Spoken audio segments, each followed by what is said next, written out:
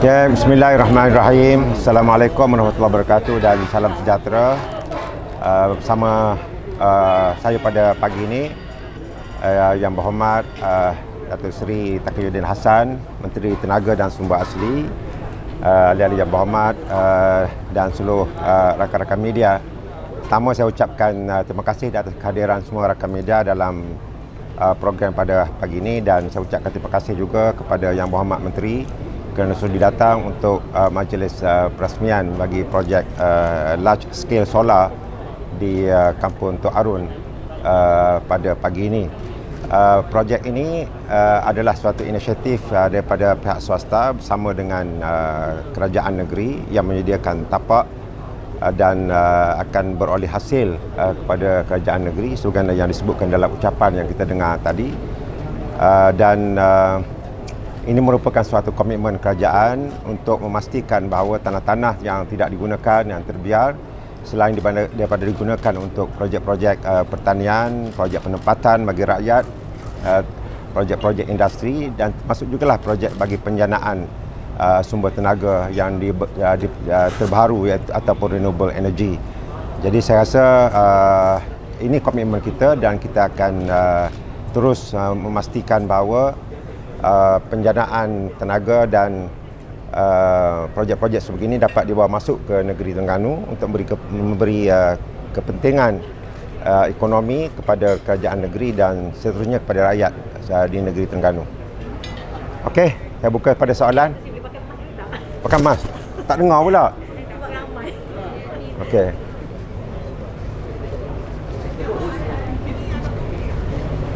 Okey. Sila. Ada soalan? Tak ada soalan?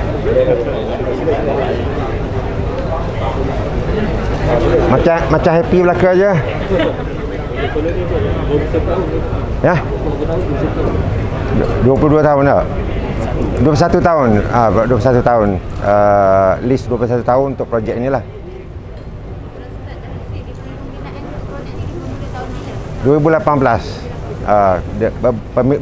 Pembinaan tu saya kira daripada proses permohonan dan kelulusan dan sebagainya lah. Bermula daripada 2018, bidding proses dan sebagainya, dan 2019 pembinaan, dan 19-20 pembinaan.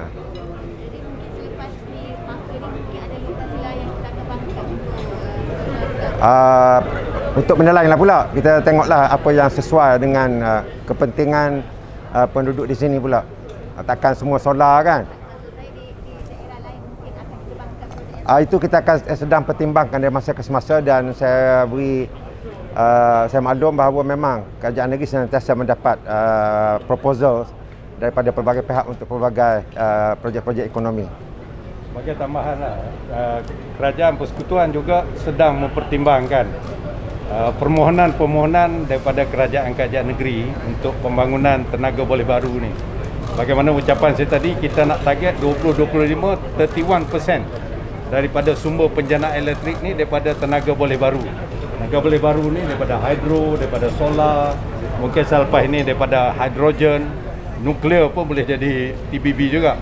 Jadi kita sekarang ini sekitar 22% saja. Jadi by the year of 2025 kita nak achieve 31% daripada itu. Kemudian 2035 40%. Jadi Terengganu ni telah mendahului lah negeri-negeri lain untuk memulakan pembangunan tenaga solar ni. Selain Terengganu, mana lagi dah? Adalah beberapa negeri. Kelantan sudah ada, Kedah belum ada lagi. Saya akan cuba, kementerian lah akan cuba agihkan ke seluruh negeri melalui GLC di negeri-negeri. Sekarang ni macam MBI di Terengganu, di Kelantan pun ada dia punya GLC. Jadi kita akan utamakan kerajaan negeri. Tadi Datuk Seri sebut kisah kata semata peranan bekalan negara diurus secara strategik. Boleh elaborate balik tak pasal benda? Yang mana tu? Yang pasal peranan bekalan elektrik negara diurus secara strategik. Tadi saya sebut tadilah, dia ada 3 elemen. Yang pertamanya efisiensi dari segi kecekapan supaya tenaga itu cukup. Dia panggil tenaga yang berdaya harap. Yang keduanya sustainability, lestari, yang mesra alam. Dan yang ketiganya yang penting kerajaan kita sekarang ni ialah affordability, kemampuan rakyat untuk membayar tenaga yang dijual atau dibekalkan itu. Jadi itulah pembangunan strategik di bawah sektor elektrik ni antaranya. Banyaklah program-program yang saya sebutkan tadi lah. Ya. Kenapa ada yang tak mampu nak membayar ke? Ya, kalau kita melihat secara holistik, ada pengguna-pengguna domestik, orang-orang biasa ni. Orang biasa pun ada juga yang menggunakan sikit, yang menggunakan banyak, yang kumpulan-kumpulan B40 dan M40 yang kadang-kadang tak mampu. Jadi kita nak pastikan golongan ini juga kita berikan servis dalam keadaan-keadaan tertentu. Dari segi CSR, Corporate Social Responsibility, sekolah, masjid, rumah ibadat sentiasa diberikan potongan harga yang istimewa. Itulah sebab kita nak pastikan seluruh rakyat Malaysia ni tak ada lagi yang tidak menikmati bekalan elektrik. Itu hasrat kerajaan.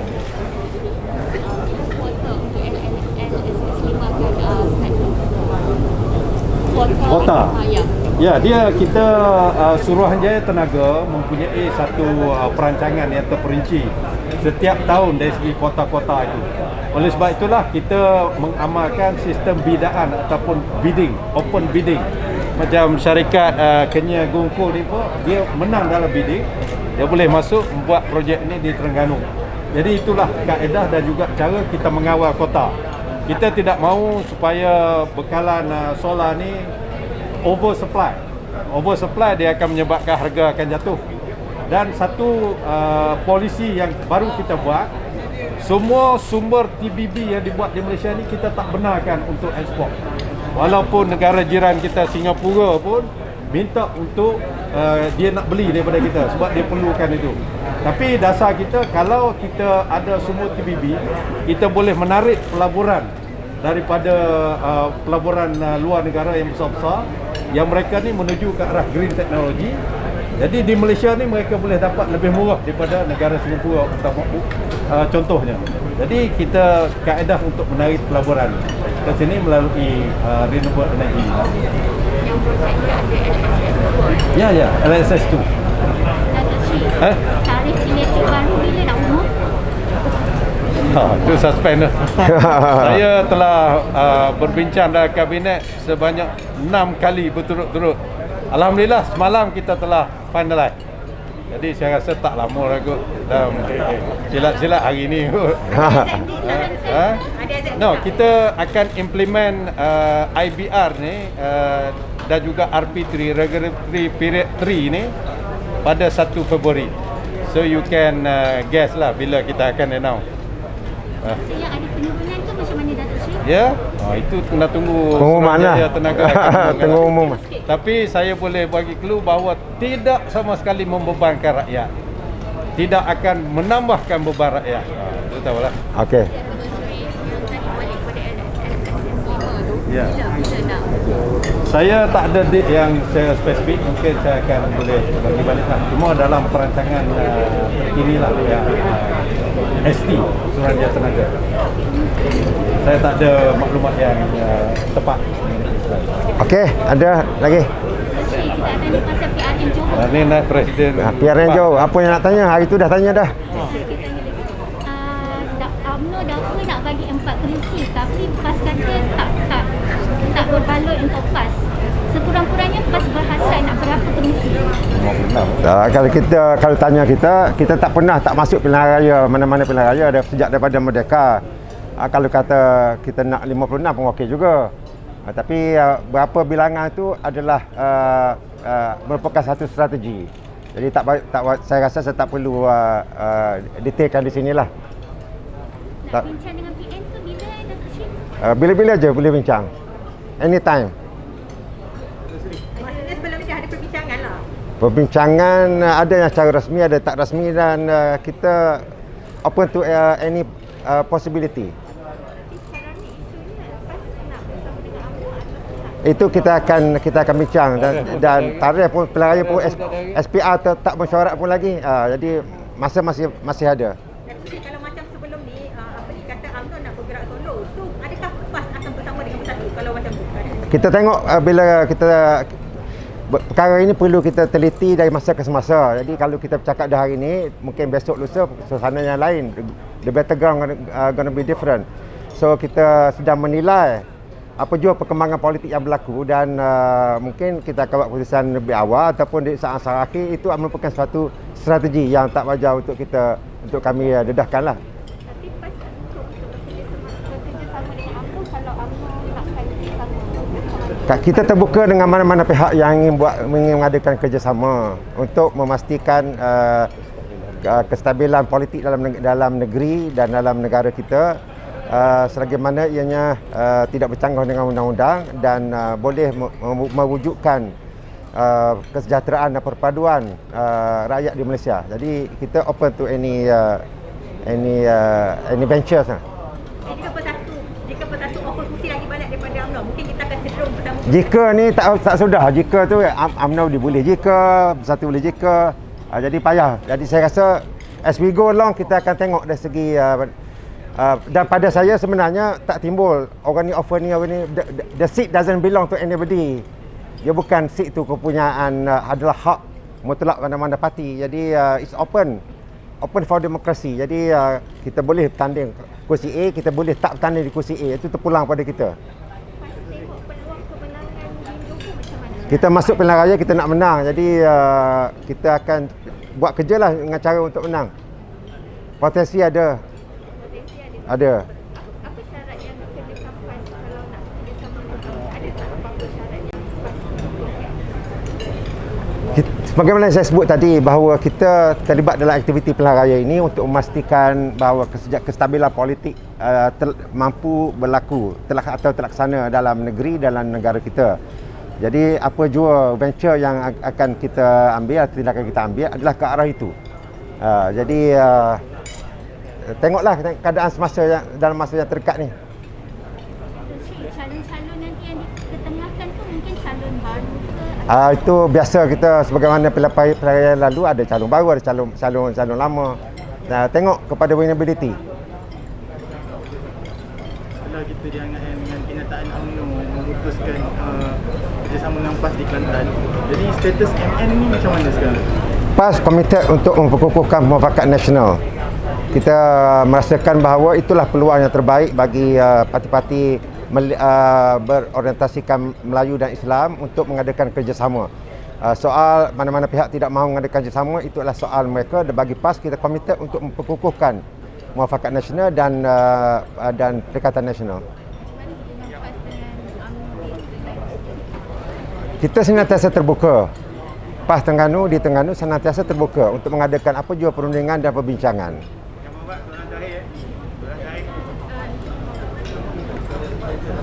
Ya tu banyak tak. Ada tak perbincangan lagi dengan UMNO selepas Perbincangan ini wujud dalam pelbagai cara. Ada yang resmi, ada yang tak resmi. Jadi it is ongoing discussion. Kita pun berada dalam satu kerajaan yang sama di peringkat pusat. Hari-hari hampir setiap minggu lah menteri-menteri kita bertemu dengan menteri daripada UMNO, daripada Bersatu, daripada parti-parti lain dalam muafakat politik ini. Jadi perbincangan tu berterusan dari masa ke semasa. Tak semestinya nanti nak kena duduk di meja untuk bincang. We can discuss at any point, any venue. semasa sela-sela ni kan ada pertemuan di Melaka kan Datuk Syed, ada bincang apa-apa dengan Presiden tak? Teman di Melaka. Pertemuan apa tu? Ada program di Melaka? Program tu adalah program untuk memperkasakan lawatan Presiden ke negeri-negeri. Dan biasalah kita jumpa dengan bukan Melaka saja, semua negeri di Malaysia. Presiden akan turun dan untuk memperkukuhkan kedudukan PAS sendiri dalam konteks ini. Cuma saya nak jelaskan, nanti ada spekulasi yang lawatan Presiden PAS ke negeri-negeri Selangor, Melaka, Johor, Melaka tu disertai oleh saya dan juga yang Mak Berhormat. Jadi ada orang buat cerita macam-macam, kenapa kami berdua je. Sebenarnya saya Setiausaha Agung, saya kena ikut Presiden pergi mana pun. Manakala yang Mak Berhormat sebagai naib Presiden PAS yang menjaga negeri-negeri di kawasan tengah dan juga selatan. Selangor, wilayah Negeri Sembilan, Melaka, Johor. Tu di bawah Yang Berhormat Dr. Samsuri. Di Pantai Timur Yang Berhormat Datuk Nik Amar. Kalau Presiden turun ke Pantai Timur, Nik Amar akan turun. Kalau pergi ke utara, Yang Berhormat Senator Ustaz Idris akan pergi sana. Jadi bukan kerana berdua ini saja yang ikut Presiden ni, ada sesuatu, tak ada. That's very fair. Dan akhir sikit berkaitan dengan kerajaan negeri. Dah ada 12 ekor penyu mati bulan ni. Jadi ada tindakan daripada kerajaan negeri dengan usaha-sama yang terlibat untuk Okay, saya pun baru mendapat laporan daripada Jabatan Perikanan tentang 12 ekor penyu yang mati itu, dan mereka Jabatan Perikanan sedang menjalankan siasatan untuk menentukan sebab sebenar kenapa penyu-penyu ini mati. Bagi pihak kerajaan negeri, sebenarnya kita telah meneluskan enactment penyu 1951 pada bulan November tahun lepas, di mana kita yang akan dikuatkuasakan perubahan itu ialah pada Jun tahun ini, dengan memperketatkan hukuman kepada mereka yang membunuh penyu ini. Denda dipertingkatkan antara RM50,000 hingga RM200,000 dan sampai penjara setahun kepada mereka yang menganiaya ataupun membunuh penyu. Itu bagi tentang enactment bagi pihak kerajaan negeri untuk mengawal, untuk menjaga penyu-penyu inilah. Selain daripada itu, keperluan dalam enactment ini juga ialah pengusaha-pengusaha bot perlu memasang pengadang pada kipas itu supaya kipas itu tidak kena pada penyu. Itu di pihak kerajaan. Sebab itu kalau kita kaji sebenarnya kenapa penyu-penyu ni mati, memang sebelum inilah adalah kerana terkena kipas, dan juga satu perkara yang telah berlaku di waktu yang lalu ialah penyu-penyu ini dia makan plastik. Jadi makan plastik ini adalah peranan lah, termasuklah para nelayan, para pengunjung pantai untuk tidak membuang plastik-plastik ke lautan ataupun ke sungai yang mana akhirnya dihanyutkan ke lautan. Jadi kalau semua pihak tidak memainkan peranan, dan saya rasa ini bukan peranan kerajaan semata-mata, semua pihak, rakyat dan sebagainya, nelayan, kita boleh sama-sama menjaga penyu. Until then, saya masih lagi menunggu laporan lanjutlah tentang 12 ekor penyu ini.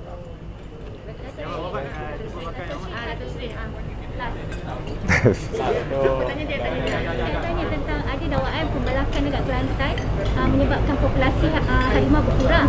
Jadi Datuk dah berhubung tak dengan Itu topik yang masih diperdebatkan. Dia ada, saya baru dengar, itu ada satu kajian daripada luar negara pun. Pembalakan yang tersusun. Pembalakan itu yang dimaksudkan oleh pengarah Perhutanan Negeri Kelantan. Pembalakan yang tersusun, yang mana Majlis Tanah Negara di Perangkat Persekutuan menetapkan CTT, Catuan Tebangan Tahunan. Jadi kalau pembalakan dibuat in accordance to CTT, ianya akan memberikan manfaat kepada ekosistem termasuk kepada harimau. So, situasi di Kelantan tu tersusun ke tak? Itu kena tanya kerajaan Kelantan. Saya tak ada rekod yang tepat lah. Datuk Seri kata akan berhubung dengan diorang berkenaan kota kan? Tak, kota tu ditetapkan. Semua negeri, Terengganu, semua negeri di Malaysia ni ada kota tahunan. Catuan kota tebangan tahunan. Jadi every state tu ada CTT. Jadi kita kena check lah sama ada melepasi CTT atau tidak. Tapi didakwa, kerajaan negeri dakwa pembalakan di Kelantan tak serius compare to other states. Yalah, itu mungkin berdasarkan fakta di pihak kerajaan negeri lah. Saya berpegang pada fakta mereka. Pihak kementerian akan refer balik dengan kerajaan negeri. No, urusan perhutanan, urusan kerajaan negeri. Kerajaan persekutuan hanya memberikan beberapa dasar-dasar umum dari segi catuan dan sebagainya. Pelaksanaan penerbangan itu di bawah kerajaan negeri. Nothing to do dengan federal. Yang Muhammad. Okey.